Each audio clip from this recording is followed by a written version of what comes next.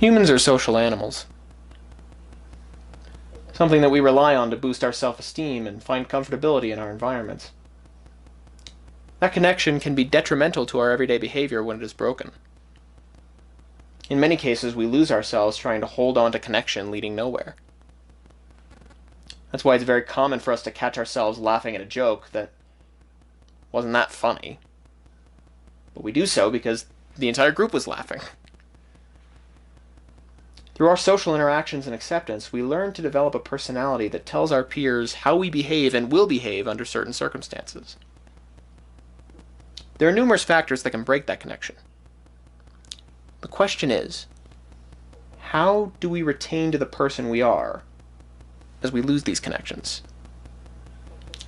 Studies show that the individual who conforms to the group norms is most likely to experience low self-esteem, depression, withdrawal, PTSD, and often personality disorder as a coping mechanism when the group has disappeared. In the brain, there's a moment of cognitive process that contemplated whether to submit or stand alone to the group norms. Many people do not like to be singled out, therefore they remain silent and follow the path of the group, and over time they lose their singularity, something that made them an individual rather than part of a collective. Have you ever wanted to stay at home, watch TV, or read your favorite book, but your friends tell you that you should go out with them? You didn't want to go, but did so for fear of the social consequence. That is, when they're talking about their new experience together, and you feel left out. Right? But let's say you didn't want to go because you had to study for an exam. Now, the sense of being left out is not so important compared to passing your class, right? So the more we retain an individualistic persona and act on the thing to fulfill that sense of self, we maintain a personality that has a choice to decide. One of the most famous experiments in conformity was the Asch experiment, where a group of individuals were placed in a room and asked questions based on imagery shown on a screen. Certain members were placed in the room to say the wrong answers to see what the new members would do when their eyes could see an obvious right answer and their peers were saying otherwise. 70% of the participants conform. We conform to maintain relationships with friends and families, to belong and gain status. But conscious individuals should know that conformity can also be destructive to our cognition and social behavior.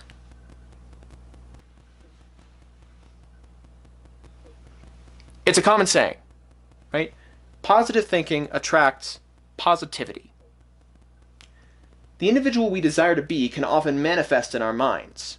Desires push us to work, to achieve, so we don't spend the rest of our lives regretting. If we are beings who rely on desires to work and achieve, therefore, positive thinking starts with positive desires. With such thinking, we grew a consciousness that performs selective desires. From the big events of our lives to the small ones, life is an entity that brings about positive and negative events. How do we learn to cope with the things that push us off balance?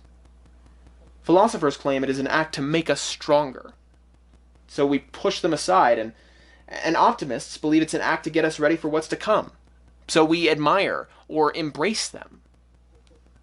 But many of us flip our world upside down when facing difficult situations. Therefore, programming ourselves to see the other side of things is the best way to endure. It's not easy.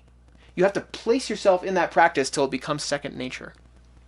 The optimist relies on positivity. In time, he has grown an immunity to negative events and emotions. Able to withstand or shake off negativity, he and the ones that attract such emotions cannot stay in the same environment. Hey, Harry, listen.